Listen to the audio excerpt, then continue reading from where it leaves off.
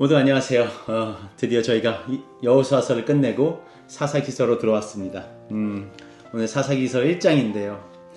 여호수아가 죽은 다음에 이스라엘에게는 모세나 여호수아 같은 지도자가 없었습니다. 그러니까 각 지파마다 또 그들의 장로들, 그들의 두령들과 함께 여러 가지 전쟁들을 계속 해나갑니다.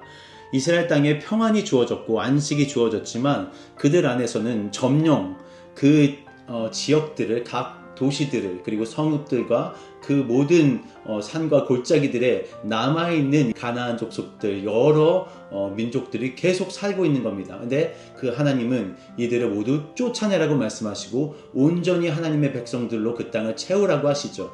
그래서 계속되는 전쟁을 해나가는 겁니다. 그 내용들이 오늘 1장부터 쭉 나오게 되죠. 각 지파가 이 남아있는 족속들을 처치하기 위해서, 없애기 위해서 전쟁을 시작합니다. 멋있게도 1장에서는 1장 1절에 이스라엘 자손이 여호와께 여쭈어 이르되라고 말씀하면서 하나님과 이스라엘 백성이 여호수아가 죽었음에도 불구하고 계속되는 그런 좋은 관계를 유지하고 있음을 보여주고 있습니다. 그래서 4절에서도 보면 여호와께서 가나안 족속과 브리스 족속을 그들의 손에 넘겨주셨다고 하셨어요. 전쟁이 계속 하나님께 속해 있었다는 것을 보여주고 있습니다. 그리고 22절에 보면 요셉 가문도 베델을 치러 올라가니 여호와께서 그와 함께 하시니라. 여호와께서 이스라엘 백성과 계속 함께 그 전쟁을 해나가고 계셨던 겁니다.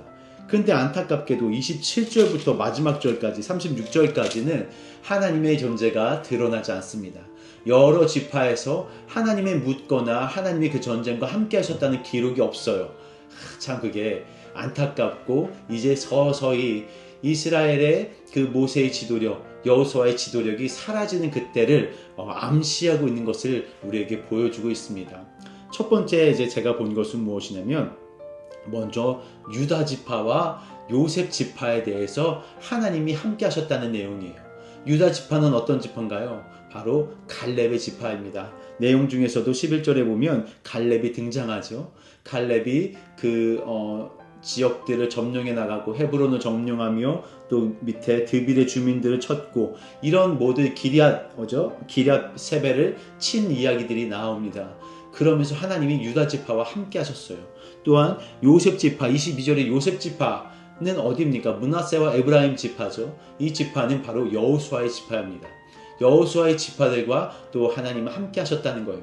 갈렙과 여호수아의 영향력이 계속되었다는 이야기입니다. 그런데 안타깝게도 27절 이후로는 하나님이 등장하지 않으면서 모든 가나안 족속들을 남겨두었다고 이야기하고 있어요. 이게 지도자의 중요성인 것 같습니다. 그들의 영향력이 얼마나 가냐, 너희의 영향력이 과연 얼마나 미칠 수 있느냐를 보여주고 있는 것이죠. 여러분은 하나님을 믿는 사람으로서 어떠한 영향력을 갖고 살아가고 계십니까? 여러분 주변에게 여러분은 어떠한 하나님의 사람으로서의 마음을 품고 그들에게 전달하고 있으며 그들이 여러분으로 말미암아 하나님을 알게 되고 하나님을 경험하게 되는 일들을 여러분 그런 영향력이 여러분 삶 가운데 있는지를 한번 돌아봐야 되지 않을까라는 생각들을 하게 되었습니다. 왜 이 이스라엘 지파들이 이 가나안 족속들 6족속, 8족속이라고 하는데 이 족속들을 다 물려내지 못했을까라고 제가 궁금한 거예요. 하나님 명령이 분명히 있었고 그들이 있으면 언제든지 배반을 할 수 있고 위험한 상황들이 있을 수도 있었는데 왜 몰아내지 못했을까라는 것을 두 가지로 제가 한번 살펴봤습니다. 첫 번째는 27절과 35절의 말씀이에요. 가나안 족속이 결심했다는 겁니다. 여러분 이스라엘과 가나안 족속이 전쟁을 했고 이스라엘 족속이 가나안 족속을 물리쳤어요. 전쟁의 승리가 끝났습니다. 그럼에도 불구하고 가나안 족속은 결심했다고 그랬어요. 내가 이 땅을 떠나지 않으리라. 내가 이 땅에서 어떻게든 살아남으리라 결심하고 그 땅에 거주하기로 마음을 먹었다는 겁니다. 이스라엘 백성은 이미 전쟁에 승리하였고 그 땅을 대부분 차지하고 성읍을 차지했단 말이에요. 그러니까 이들이 조금씩 남아있던 게 이들에게 그렇게 위협이 되지 않았을 수도 있고 또 귀찮은 일이 되었을 수도 있고 점령하러 가기가 또 여러 가지 전쟁을 하기가 힘든 여러 가지 상황들이 있었을 수도 있습니다. 그래서 이스라엘의 마음과 그들의 적의 마음이 완전히 다른 것이죠. 적들은 완전히 결심을 했습니다. 우리를 괴롭히기로, 남아있기로. 여러분 마음속에 가나안 족속이 남아있습니까? 우리 생각 가운데 우리가 예배하고 하나님을 찬양하고 하는 모든 과정에서 우리는 괜찮다고, 우리는 은혜롭게 살아가겠다고 얘기를 하지만, 여러분이 버리지 못하는 그 작은 것들로 말미암아 혹시 여러분이 그냥 하나님의 마음을 버리고 있지는 않은지, 하나님의 생각들을 까먹고 있지는 않은지, 결국 이것이 점점 커져서 장성하게 되어서 내가 하나님을 믿고 섬기고 따라가겠다고 하는 생각들을 혹시 막고 있지 않은지 여러분 생각해 보셔야 됩니다. 사탄은 견딥니다. 절대로 그냥 우리에게서 멀어지지 않아요. 그러니까 여러분 완전히 물리쳐야 됩니다. 조금의 씨앗이 있으면 그 씨앗은 자라나거든요. 그 씨앗을 완전히 뿌리채 뽑아내는 그런 일들이 있어야 된다고 생각합니다. 또한 두 번째로는 이스라엘 백성이 가나안 이 족속들로 말미암아 편한 일들이 있었던 거예요. 바로 노역을 시킨 거예요. 노역이 무엇입니까? 누가 노역을 하죠? 노예가 노역을 하는 거예요. 이게 너무 안타까운 사실 아닙니까? 430년 동안 자신들이 애굽의 노예가 되어서 그 노역을 했던 것을 이스라엘 백성들은 깨닫지 못하고 자기들이 편하기 위해 이 가나안 족속들을 노역시켰어요.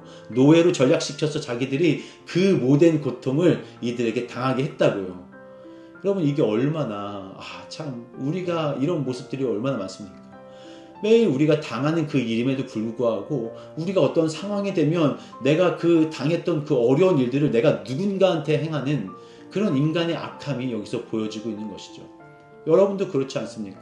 내가 이 사람하고 만났을 때는 좀 이렇게 막 좀 이렇게 뭔가 권력에서 어떠한 가진 것에서 좀 이렇게 안타까운 마음을 가지고 왜 저 사람은 나한테 이렇게 하는가 라고 원통해 하지만, 내가 또 어떤 사람에게 있어서는 그 사람이 되어서 그들을 밟고 짓누르고 내가 가진 것으로 나의 명성으로 이들을 좀 무시하고 좀 내려 까는 그런 일들도 우리가 하고 있지는 않은가 하는 생각들, 우리가 반면교사로 삼아야 되는데 그러지 못하고 오히려 우리가 그 일을 해나가고 있다는 그런 안타까운 악의 마음이 우리 가운데 있음을, 사람들의 마음에 있음을 우리가 오늘 보게 되는 것 같아요.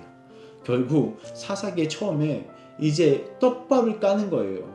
어떻게 이스라엘 백성들이 점점 하나님께서 멀어졌는가? 그것은 마음이 시들어버린 겁니다. 완전히 쫓아내겠다고 말했던 여호수아 24장의 그 언약이 점점 허물어지는 거예요.